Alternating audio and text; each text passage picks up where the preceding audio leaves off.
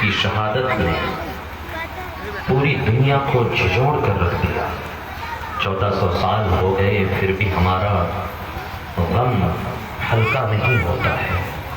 میرے عزیز میرے دوستو، ہر سال آپ واقعے کربلا سنتے ہیں، داستان کربلا سنتے ہیں، لیکن سنانے کا مقصد صرف یہ نہیں کہ واقعے کربلا سن کر آپ روئیں دھوئیں، رو دھو کر اپنا غم ہلکا کر لیں، بلکہ کربلا کے میدان سے ہمیں کئی عظیم پیغام ملتا ہے، کئی عظیم میسج ملتا ہے۔ صبر کا میسج، استقامت کا میسج، ثبات قدمی کا میسج، شکر کا میسج، اور سب سے جو بڑا میسج ہے وہ سجدے کا میسج ہے، نماز کا میسج ہے، عورتوں کے لیے حیا کا میسج ہے، پردے کا میسج ہے، حجاب کا میسج ہے۔ لیکن کربلا سے ملنے والے پیغام کو ہمارا نوجوان نہیں لیتا، نمازوں سے پورے سال دور ہے، کوئی تعلق نہیں، لیکن جیسے ہی عاشورے کا دن آتا ہے اچھل کود کر، ڈھول باجے تماشے کر اسے حسینیت کا نام دیتا ہے، حسین پاک سے محبت کا نام دیتا ہے۔ ہماری مائیں بہنیں کربلا سے ملنے والے میسج کو اپنے اندر سمونے کی کوشش نہیں کرتی کہ وہ سیدہ زینب جن کی چادر تطہیر چھن گئی، لیکن اس کے باوجود اپنے بالوں سے اپنے جسموں کا پردہ کرتی رہی، اپنے چہرے کو چھپاتی رہی۔ عزیزان گرامی وقار، یہ داستان کربلا کیوں رونما ہوئی؟ واقعی کربلا کے پیش آنے کا مقصد کیا ہے؟ اختصار کے طور پر آپ کے سامنے رکھنے کی کوشش کرتا ہوں، اجمالاً رکھنے کی آپ کے سامنے کوشش کرتا ہوں، تفصیل کے ساتھ آپ ہر سال سنتے ہیں۔ ہوا یہ کہ رسول گرامی وقار صلی اللہ تعالی علیہ وسلم کہ اس ظاہری دنیا سے پردہ فرما جانے کے بعد حضرت ابوبکر صدیق خلافت کے تخت پر فائز ہوئے، اور پھر حضرت عمر فاروق اعظم، حضرت عثمان غنی مولا علی مشکل کشا اور حسن مجتبی، تقریباً 30 سال تک یہ خلافت راشدہ چلی۔ امام مولا علی مشکل کشا کے انتقال کے بعد حضرت امیر معاویہ نے اپنی خلافت کا اعلان کر دیا۔ دمشق کی سرزمین سے امیر معاویہ نے اپنی خلافت کا اعلان کر دیا، اور تقریباً 20 سال تک آپ اس خلافت کے تخت پر فائز رہے۔ 47 ہجری سے لے کر 60 ہجری تک آپ نے خلافت کے باغ و ڈور کو سنبھالا۔ کچھ لوگ یہ کہتے ہیں کہ کربلا کی جنگ دو لوگوں کے درمیان ذاتی مفاد کے تحت تھی، تخت کے لیے تھی، کرسی کے لیے تھی، جیسا کہ ذاکر نائک بھی یہی کہتا پھرتا تھا، لوگوں کو بہکاتا تھا کہ یہ ایک سیاسی جنگ تھی۔ اگر کرسی کی خواہش میرے امام کو ہوتی تو ان کے بابا جان حیدر کرار خلیفۃ المؤمنین تھے، امیر المسلمین تھے۔ حضرت علی کی شہادت کے بعد امام حسین اپنے خلافت کا اعلان کر دیتے، لوگ قبول کر لیتے، لیکن خود مولا علی نے لوگوں کے ثواب دید پر چھوڑا، اور حضرت امیر معاویہ نے خلافت کا اعلان کر دیا۔ 20 سال تک امیر معاویہ خلافت کے تخت پر فائز رہے، لیکن کبھی بھی میرے امام نے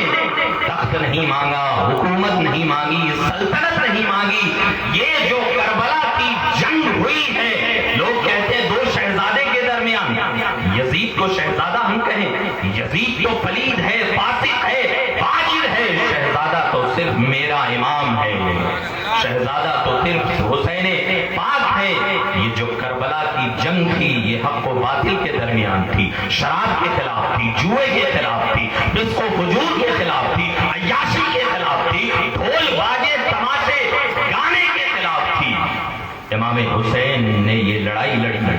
اور دین مصطفیٰ کو بچانے کے خاطر اپنے نانا جان کا مدینہ چھوڑا ہے، شہر رسول کو چھوڑا ہے،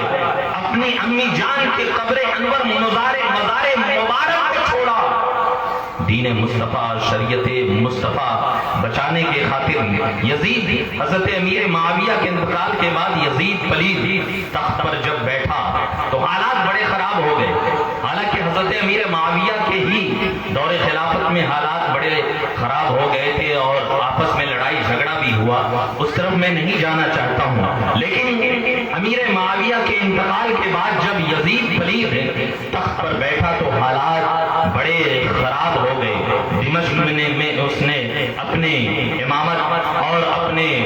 خلافت کا اعلان کر دیا، دمشق والوں نے اسے حاکم مان لیا، لیکن چند صحابہ اس زمانے میں بھی موجود تھے، چند عظیم صحابہ جنہوں نے یزید کی خلافت کو قبول نہیں کیا، یزید کو اپنا امام نہیں مانا، کیونکہ وہ صحابہ کرام یزید کے فسق و فجور کو جانتے تھے۔ حضرت امیر معاویہ کے زمانے میں دور خلافت میں یزید کا فسق و فجور ظاہر نہیں ہوا تھا، بعد میں یزید کا فسق و فجور ظاہر ہوا کہ یہ بے نمازی ہے، یہ شراب بھی پیتا ہے، یہ جوا بھی کھیلتا ہے۔ تو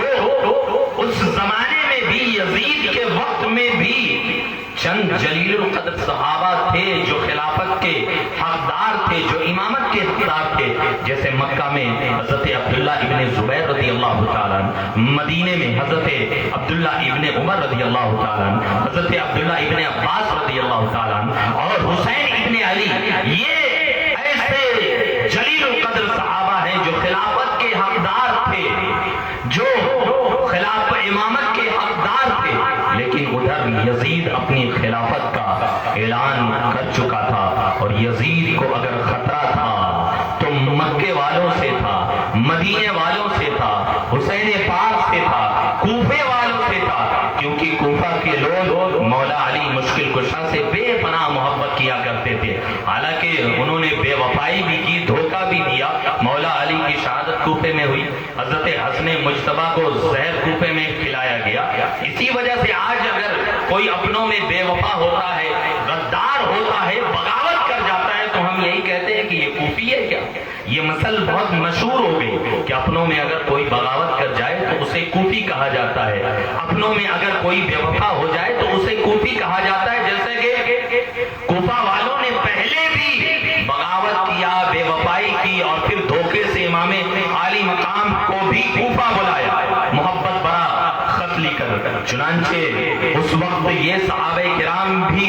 خلافت کے حقدار تھے، لیکن یزید ادھر اپنی خلافت کا اعلان کر چکا تھا۔ جیسے ہی تخت پر بیٹھتا ہے، مدینے کے گورنر کو خطوط بھیجتا ہے کہ اے مدینے کے گورنر، ولید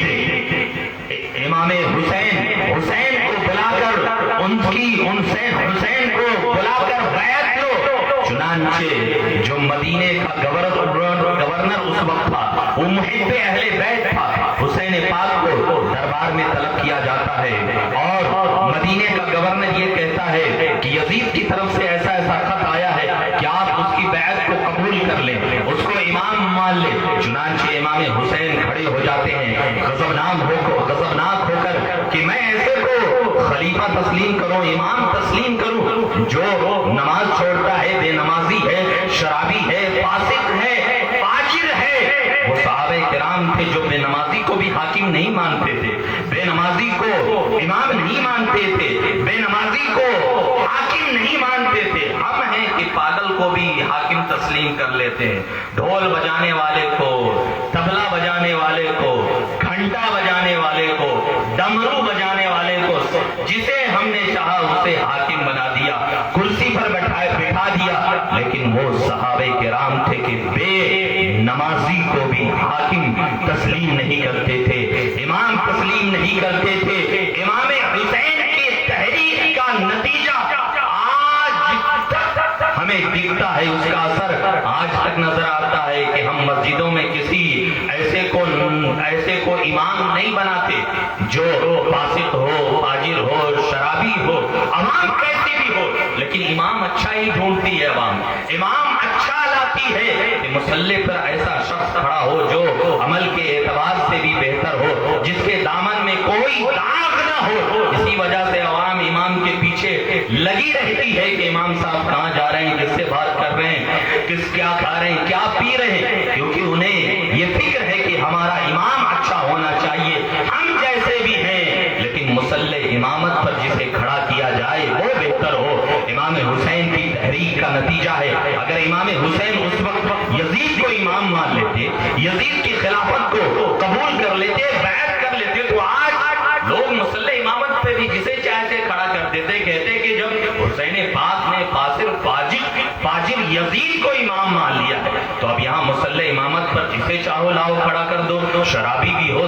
زانی بھی ہو، عیاشی بھی ہو، فاسق ہو، فاجر ہو، لیکن امام حسین کی تحریک کا اثر آج تک دکھتا ہے کہ ہم مصلی امامت پر بہتر اور باعمل عالم دین امام کو لانا چاہتے ہیں۔ میرے عزیز و میرے دوستو، امام حسین نے جب انکار کر دیا، یزید نے سخت ایکشن لیا، پھر خط بھیجا، یزید نے مدینے کے گورنر کو یہ آرڈر جاری کیا کہ امام عالی مقام حسین کو بلا کر یہ کہو یا تو یزید کی بیعت کو قبول کر لیں ورنہ انہیں قتل کر دو۔ چنانچہ دربار میں امام حسین کو بلایا جاتا ہے اور مدینے کا گورنر اہل بیت سے محبت کرتا تھا، امام عالی مقام کو کہتا ہے کہ یزید کی طرف سے سخت آرڈر جاری ہوا ہے، یا تو آپ اس کی بیعت کو قبول کر لے ورنہ تو آپ کو قتل کر دیا جائے گا۔ اس لیے میں یہ چاہتا ہوں، مدینے کے گورنر نے کہا کہ میں یہ چاہتا ہوں کہ کوئی بیچ کا راستہ نکالا جائے۔ چنانچہ امام عالی مقام نے کہا بیچ کا راستہ یہی ہے کہ کل میں اپنے گھر والوں کے ساتھ مدینہ چھوڑ دوں گا۔ چنانچہ امام عالی مقام رات کے اس حصے میں اپنے گھر تشریف لاتے ہیں اور گھر والوں کو یہ کہتے ہیں کہ مدینہ کی سرزمین اب ہم پر تنگ ہو گئی ہے، صبح مدینہ ہمیں چھوڑنا پڑے گا۔ لوگوں نے کہا، گھر والوں نے، کہ مدینہ چھوڑ کر ہم کہاں جائیں گے؟ امام عالی مقام نے کہا حرم کعبہ میں جائیں گے، کیونکہ وہاں خون خرابہ منع ہے، قتل و غارت منع ہے، وہاں خون خرابہ قتل و غارت منع ہے، ہم وہاں چلے جائیں گے، امن و سکون کے ساتھ رہیں گے۔ چنانچہ امام عالی مقام نے اپنے چند گھر والوں کو لیا، جس میں 2 بیویاں تھیں، شیر خوار بچہ ننھا علی اصغر تھا اور بیوی سکینہ تھی، حضرت بھتیجے قاسم تھے، امام علی اکبر تھے، بیوی زینب امام حسین کی بہن تھی۔ 12 یا 14 لوگوں پر یہ قافلہ مشتمل تھا۔ صبح ہوتے ہی امام عالی مقام اپنے نانا جان محمد عربی مصطفیٰ صلی اللہ تعالی علیہ وسلم کی بارگاہ میں حاضر ہوتے ہیں، رو رو کر کہتے ہیں، اے نانا جان، مدینے کی سرزمین ہم پر تنگ ہو گئی ہے، یزید کا یہ آرڈر آیا ہے، یزید دمشق میں امیر المومنین خلیفۃ المسلمین ہو گیا ہے، خلافت کے تخت پر وہ بیٹھ چکا ہے۔ اے نانا جان، مدینے میں خون خرابہ کو ہم پسند نہیں کرتے ہیں کہ آپ کے اس مقدس شہر کو قتل و غارت کے ذریعے ناپاک کیا جائے۔ آپ کا یہ حسین شہزادہ بزدل نہیں ہے، بے صبرا نہیں ہے، لیکن مجھے آپ کے شہر کو چھوڑنا پڑے گا۔ ذرا سوچو تو، جس وقت امام عالی مقام اپنے نانا جان کو یہ فریاد سنا رہے ہوں گے، قبر انور میں میرے آقا صلی اللہ علیہ وسلم پر کیا گزر رہی ہوگی، وہ میرے آقا صلی اللہ علیہ وسلم ہی جانتے ہیں،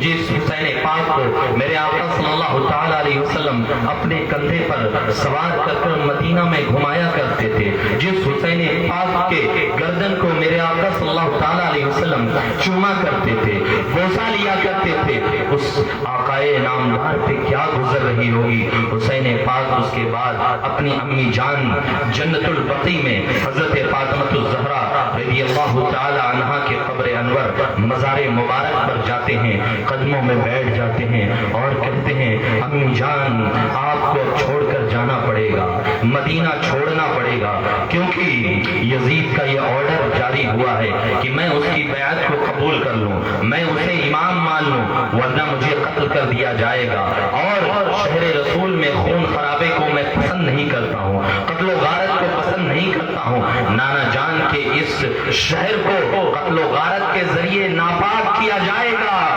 صحابہ کا قتل ہوگا، مسلمانوں کا قتل ہوگا۔ اے امی جان، آپ کا یہ بیٹا حسین بزدل نہیں ہے، آپ کا یہ بیٹا حسین بے صبرا نہیں ہے، اے امی جان، لیکن آپ دعا کرنا کہ جس وقت علی اکبر ہم شبیہ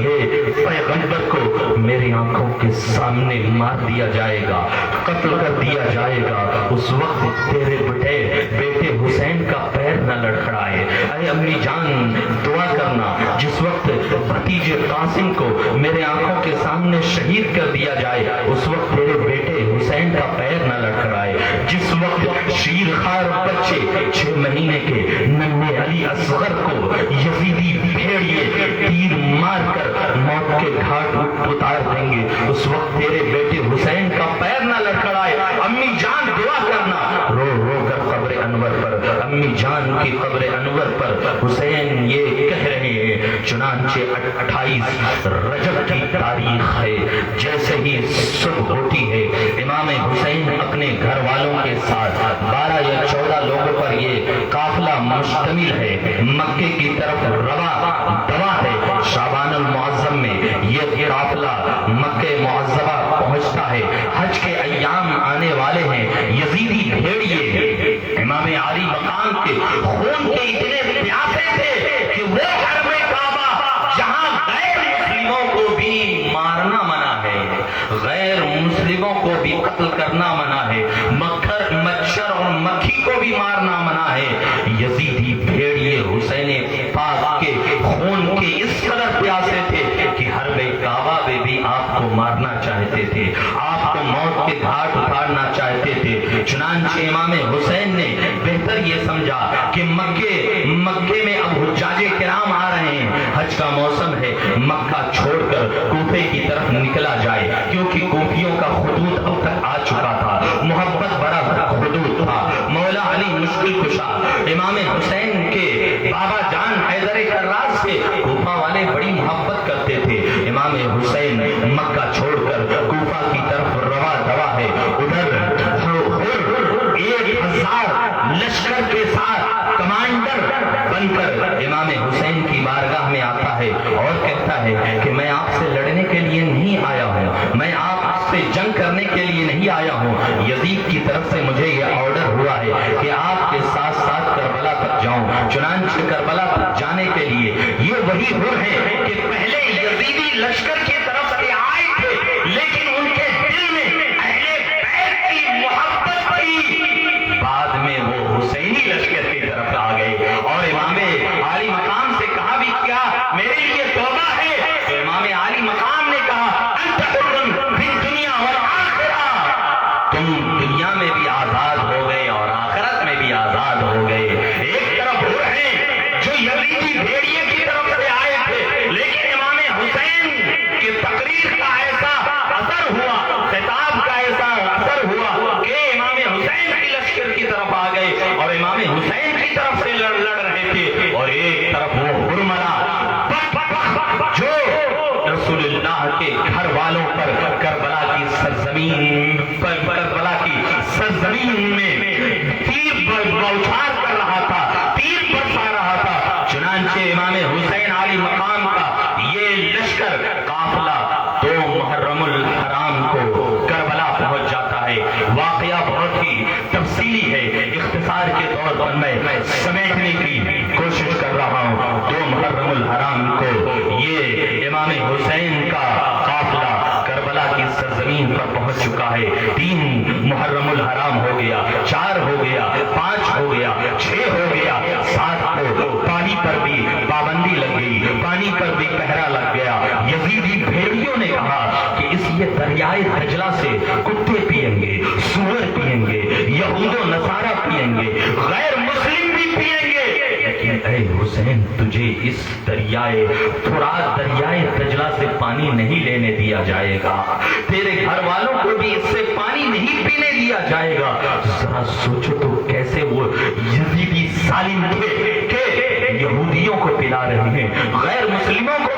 पानी पिला रहे हैं, सूअर को पिला रहे हैं, लेकिन रसूलुल्लाह के घर वालों पर पानी की पाबंदी लग गई। अगर इमाम चाहते तो दरियाए फुरात उनके कदमों में चला आता, अगर इमाम चाहते पानी की ख्वाहिश जाहिर करते, एक बार आसमान की तरफ असर उठा के देखते, पानी की बौछार हो जाती, बारिश की बौछार हो जाती, पूरा करबला पानी से भर जाता। लेकिन इमाम ने सब्र से काम लिया। अगर इमाम चाहते हजरत अली असगर को जमीन पर रख देते थे, मेरा यकीन कहता है कि उस करबला की सरजमीन पर दूसरा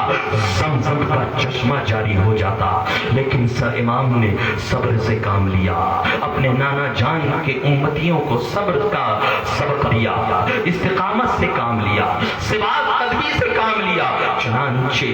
7 मुहर्रमुल हराम हो गया, एक एक करके सब शहीद होकर होते गए। अली अकबर भी शहीद हो गए, कासिम भी शहीद हो गए, अब्बास आलम बरदार के बाजू भी कट चुके, औनो मोहम्मद भी शहीद हो गए, आवानो अंसार भी शहीद हो गए। इमाम आली मकाम सबकी शहादत को अपने आंखों से देख रहे हैं, मुलाजा कर रहे हैं। 56 साल के इमाम आली मकाम बुढ़ापे में अपने हाथों से लाशों को उठा कर करबला की सरजमीन पर दफन कर रहे हैं। अब कोई भी नहीं बचा है। छोटे अली असगर हैं, दूध पीते हैं। बीबी ज़ैनब इमाम हुसैन की बहन ने इमाम हुसैन से कहा,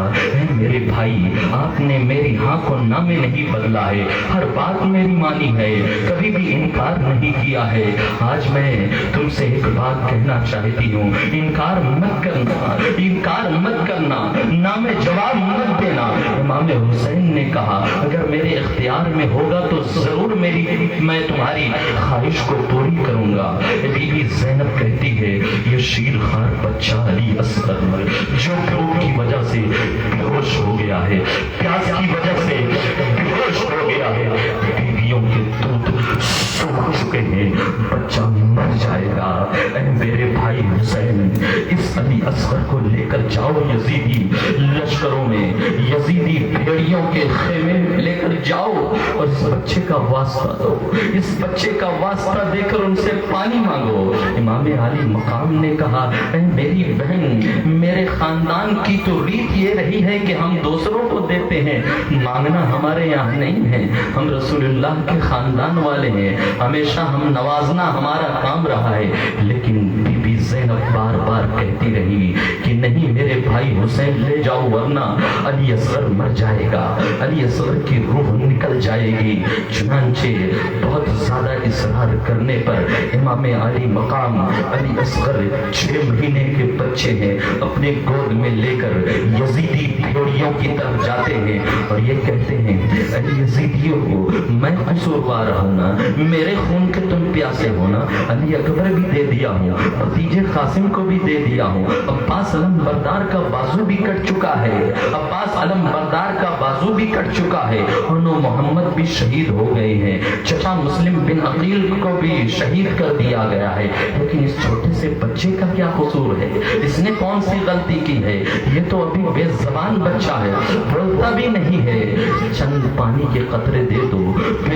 भूख और प्यास की वजह से ये बेहोश हो चुका है, बीवियों के दूध सूख चुके हैं, पानी के चंद कतरे दे दो। इमाम आली मकाम ये फरियाद कर रहे थे यजीदियों से, अपने उस 6 अली नन्हे असगर के लिए कह रहे थे, बार बार इसरार कर रहे थे। शिम्र ने कहा कि ऐ हुसैन, तू अपने बच्चे के लिए पानी मांग रहा है ना, अपने बच्चे की भूख प्यास तुझे देखी नहीं जा रही है ना, भूख देखा नहीं जा रहा है ना, ऐसा पानी पिलाऊंगा कि फिर कभी तेरा बच्चा पानी नहीं मांगेगा, तेरा बच्चा कभी रोएगा नहीं। शिम्र ने हुरमला की तरफ इशारा किया। उस जमाने में 2 तरह के तीर होते थे मेरे अजीजों, एक जो इंसानों पर वार किए जाते थे, इंसानों के ऊपर बरसाए जाते थे, दूसरा तीर जो घोड़ों पर बरसाया जाता था, घोड़ों पर जो तीर बरसाया जाता था वो बड़ा नोकीला होता था, क्योंकि घोड़े की चमड़ी मोटी हुआ करती है, बड़ा ही वो नोकीला था। चुनांचे शिम्र ने کربلا کی طرف اشارہ کیا، کمان میں تیر اس حرملہ بدبخت نے لگایا اور زور سے تیر کو چھوڑا، علی اصغر کے نازک گردن کو کاٹتا ہوا تیر امام حسین کے پاسوں میں بے وسط ہو گیا۔ امام حسین کے پاسوں میں تیر بے وسط ہو گیا۔ چند سسکیاں علی اصغر نے لی، چند سسکیاں علی اصغر نے لی اور دم توڑ دیا۔ امام علی مقام کی گود میں ان کا 6 مہینے کا بچہ شہید ہو گیا۔ ہے میرے نوجوان بھائیوں، ڈھول اور نگاڑا بجانے سے پہلے، کل تماشے مچانے سے پہلے علی اصغر 6 مہینے کے علی اصغر کی شہادت کو یاد کر لینا۔ ڈھول کب بجا تھا کربلا میں؟ جب امام حسین کا سر کاٹ دیا گیا، نیزوں پر یزیدیوں نے سر مبارک کو رکھ کر خوشی میں ڈھول بجایا، خوشی میں نگاڑا بجایا۔ اے میرے نوجوان بھائیوں، کل ڈھول تماشا بجانے سے پہلے علی اکبر کی لٹتی ہوئی جوانی کو یاد کر لینا، بی بی سکینہ کی معصومیت کو یاد کر لینا، امام حسین کی شہادت کو یاد کر لینا۔ کربلا کا وہ خونی منظر اپنی نگاہوں میں رکھنا ہے میرے نوجوانوں۔ کل جو تم کرو گے اس سے امام حسین کی روح کبھی نہیں خوش ہو سکتی۔ یزیدیوں جیسے کرتوت کر کے امام عالی مقام کو کبھی خوش نہیں کر سکتے۔ 6 مہینے کا اگر تمہارا بچہ تمہاری گود میں مر جائے اور تمہارے پاس اگر کوئی ڈھول بجائے، تمہیں کیسا لگے گا؟ 18 سال کا نوجوان بچہ بیٹا اگر تمہارے آنکھوں کے سامنے مر جائے، کوئی ڈھول بجائے، تمہیں کیسا لگے گا؟ بھتیجے بھی شہادت نوش فرما چکے تھے، پورے کنبے کو لٹا کر امام حسین نے دین بچایا ہے، اور جس شریعت کی تم دھجی اڑاتے پھر رہے ہو، امام عالی مقام نے پورے کنبے کو قربان کر کے اس شریعت مصطفیٰ کو بچایا، اس دین مصطفیٰ کو بچایا۔ ذرا سوچو تو کہ امام پر کیا گزری ہوگی۔ یہاں مجھے احساس ہوتا ہے کہ جب دین کے خاطر پڑھنے کے لیے جب میں مصر گیا تھا، اپنا وطن چھوڑا تھا، اپنے گھر والوں کو چھوڑ رہا تھا، تو مجھے کیسا لگ رہا تھا؟ اس امام عالی مقام نے تو شہر رسول چھوڑا، مدینہ طیبہ ہم جیسے نکمے جب اس شہر میں پہنچ جاتے ہیں،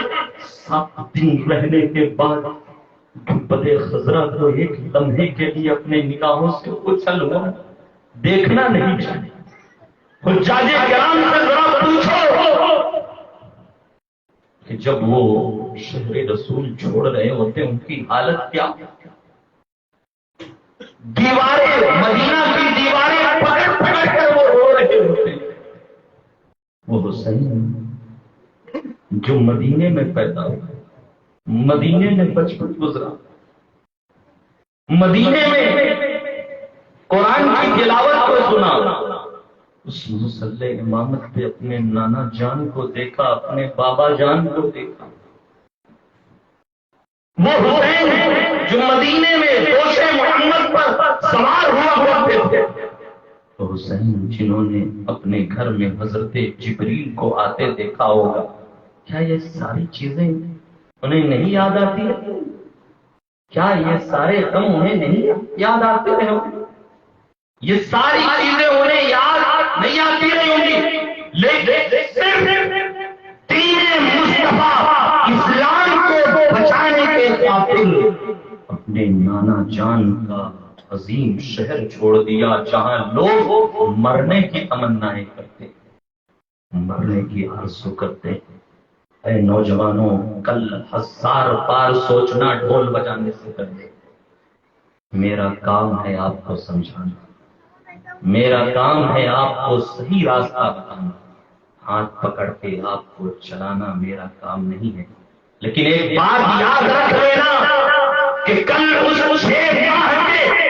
علی اصغر کے سامنے بھی تجھے کھڑا ہونا پڑے گا، 18 سال کے علی اکبر کے سامنے بھی تجھے کھڑا ہونا ہے، بی بی سکینہ کے سامنے بھی تجھے کھڑا ہونا پڑے گا، امام علی مقام کے سامنے تجھے کھڑا ہونا پڑے گا۔ کیا منہ دکھائے گا؟ کون سا عمل پیش کرے گا؟ یہی ڈھول، یہی باجا، یہی تماشا کہ 10 محرم الحرام کو کیا کہیں گے میرے آقا؟ میرا خاندان لٹ گیا، تم ڈھول بجا رہے ہو، میرا خاندان برباد ہو گیا کربلا کی سرزمین پر، تم نگارے بجا رہے تھے، نگارہ پیٹ رہے تھے۔ اے نوجوانوں، اس سے پہلے کہ تمہیں موت آ کر چک لے، صحیح راستے پر آ جاؤ، ورنہ قسم خدا کی کل تمہیں قبر میں کوئی نہیں بچا سکتا ہے۔ کل اس محشر کی بھیڑ میں میرے آقا بھی اگر منہ پھیر لیے تمہارے ان کرتوت سے، پھر کس کے پاس جاؤ گا؟ کس کے پاس جاؤ؟ اس لیے 1000 بار سوچو، 1000 بار، اور دل پہ ہاتھ رکھ کے سوچو ذرا کہ میرے باپ کا اگر جنازہ نکل جائے، میت اٹھ رہی ہو، کوئی میرے سامنے ڈھول پیٹے تو مجھے کیسا لگے گا؟ علی اصغر، ننھے علی اصغر کو اپنے ہاتھوں میں شہید ہوتے دیکھا۔ امام علی مقام کبھی آسمان کی طرف دیکھ رہے، کبھی اپنے بیٹے علی اصغر کو دیکھ رہے، تیر جیسے ہی نکالی ہے امام نے، خون کے چند قطرے چہرے حسین پر پڑے، اور پھر رب ذوالجلال کی بارگاہ میں امام نے کہا، اے میرے رب، بڑوں بڑوں کی تو قربانیاں دی، بڑے بڑے شہسوار علی اکبر کو بھی دیا، بھتیجے قاسم کو بھی دیا، اور محمد کو بھی دیا، عباس کو بھی دیا، اس 6 مہینے کے علی اصغر کے بھی نذرانے کو قبول کرنا۔ امام علی مقام اپنے ہاتھ سے اس 6 مہینے کے علی اصغر کو لے کر جب اپنے خیمے کی طرف آتی ہیں، بیویاں خوش ہو جاتی ہیں، دیکھو علی اصغر چپ ہو گیا ہے، بیٹا علی اصغر پانی دے دیا نا یزیدیوں نے؟ بہن زینب کہنے لگی، دیکھو بھائی حسین، میں نے کہا تھا نا یزیدی پانی دے دیں گے، 6 مہینے کا علی اصغر ہے، اس کا پاس تو۔ امام نے جب چادر ہٹایا ہے، خون سے لت پت علی اصغر کو بیویوں نے دیکھا، بہن زینب نے دیکھا، لیکن قربان جاؤں ان عورتوں کے صبر پر، ان عورتوں کی استقامت پر کہ انہوں نے کوئی ماتم نہیں کیا، سینے کو نہیں پیٹا، کوئی نوحہ نہیں کیا۔ 6 مہینے کا علی اصغر بھی شہید ہو گیا، جام شہادت نوش ہو گیا۔ اب امام علی مقام کے خیمے میں مردوں میں کوئی نہیں بچا ہے۔ ایک بیمار زین العابدین بخار زدہ ہے، جس گرمی سے تپ رہا ہے، لیٹے ہوئے۔ امام علی مقام خیمے کے اندر گئے، قرآن مجید کو کھولا، تلاوت کرنا شروع کر دیا، خیمے کے دروازے سے آہٹ آتی ہے، سر اٹھایا تو دیکھا کہ جبے مبارک میں زیب تن ہو کر بیمار زین العابدین سامنے کھڑے ہیں اور کہہ رہے ہیں، اب بابا جان مجھے اجازت دے دیجیے۔ بابا جان اگرچہ بخار میں ہوں، لیکن آپ سے پہلے میں شہید ہونا چاہتا ہوں۔ امام حسین بے قرار ہو کر کھڑے ہو گئے، کہا، بیٹے زین العابدین، میرے بعد ان عورتوں کو کون دیکھے گا؟ بیویوں کو کون لے جائے گا؟ تم سے تو میری نسل چلنی ہے قیامت تک۔ اے بیٹے زین العابدین، باری میری ہے۔ چنانچہ زین العابدین بیٹے کو بستر پہ لٹا دیتے ہیں، بیویوں سے کچھ نہیں کہا پیتا۔ جو حضرت فاطمہ الزہرا رضی اللہ تعالی عنہا کی کنیز تھی، کہا کہ اندر صندوق میں ایک جبہ رکھا ہوا ہے، جاؤ لے آؤ، لیکن بی بی زینب کو کچھ مت بتانا۔ چنانچہ حضرت فدہ اندر جاتی ہیں، صندوق کھولتی ہیں، جبہ جیسے ہی نکال رہی ہیں، بی بی زینب نے دیکھ لیا، کیا کر رہی؟ کہا مولا حسین نے جبہ منگایا، کہا لاؤ جبہ مجھے دو۔ بی بی زینب جبہ لے کر امام حسین کی بارگاہ میں آتی ہے، اسے کہتے ہیں اے میری بہن زینب، امی جان فاطمہ الزہرا نے یہ جبہ دیا، جانتے ہی ہو یہ تیرے بابا میرے بابا حیدر کرار کا، اور امی جان نے کہا تھا کہ جب بھی مصیبت آئے پریشانی آئے اسے پہن لینا بیٹے حسین۔ حضرت زینب نے کہا ہے میرے بھائی سچ کہہ رہے ہو، امی جان نے کہا تھا کہ جب بھی اپنے بھائی حسین کو پریشانی میں دیکھنا یہ جبہ پہنا دینا، پریشانی دور ہو جائے گی۔ اب حسین اعظم حیدر کرار کا جبہ زیر بند فرماتے ہیں، سر مبارک مصطفیٰ جان رحمت صلی اللہ تعالی علیہ وسلم کا امامہ شریف ہے، ہاتھ میں حیدر کرار کی تلوار ہے، ذوالفقار حیدری ہے، جعفر طیار کا پٹا ہے، امیر حمزہ کے چند تبرکات ہے۔ جب سفر چھٹ کر امام تیار ہوتا ہے تو کربلا میں ایسا لگتا ہے کہ کوئی چاند زمین پر اتر آئے، دولہا بن کر میرا امام کربلا میں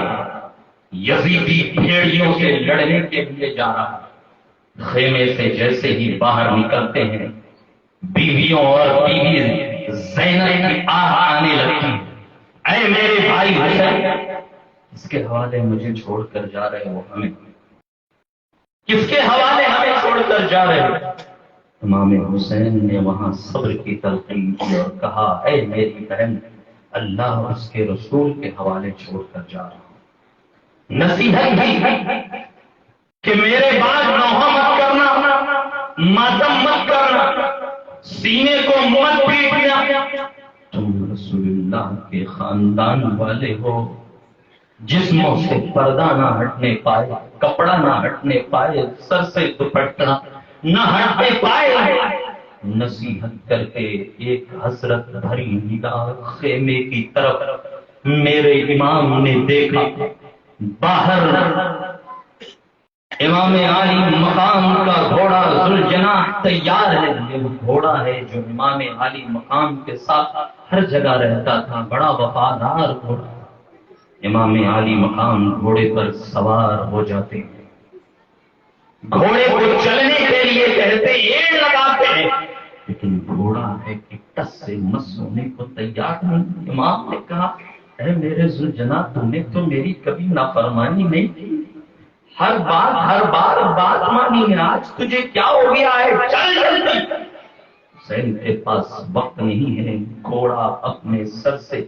پیروں کی طرف اشارہ کر رہا تھا۔ امام نے جب گھوڑے کے پیر کی طرف دیکھا تو بی بی سی سکینہ گھوڑے کے پیر پکڑ کر ذوالجناح سے یہ کہہ رہی ہے ذوالجناح، آخری بار میرے بابا کو لے جا رہے ہوں، یہ آخری بار میرے بابا کو لے جا رہے ہوں، اب کبھی میرے بابا واپس نہ جائیں۔ ذوالجناح گھوڑے سے میرا امام اترتا ہے، کربلا کے واقعات سنانے میں ہمارے جذبات بے قابو ہو جاتے ہیں۔ میرے عزیز و میرے دوست، ذوالجناح گھوڑے سے امام علی مقام اتر کر بی بی سکینہ کو اپنے گود میں اٹھاتے ہیں اور کہتے ہیں اے میری بچی، تو نے تو علی اکبر کی بھی شہادت کو دیکھا، علی اصغر کی بھی شہادت کو دیکھا ہے، بھتیجے قاسم کی بھی شہادت کو دیکھا ہے، صبر کا دامن ٹوٹنے نہیں پایا۔ اے میری بچی، اب تجھے اپنے بابا جان کی ہوگا، صبر کرنا ہوگا۔ چنانچہ بی بی سکینہ مایوس ہو کر خیمے کی طرف چلی آتی ہے۔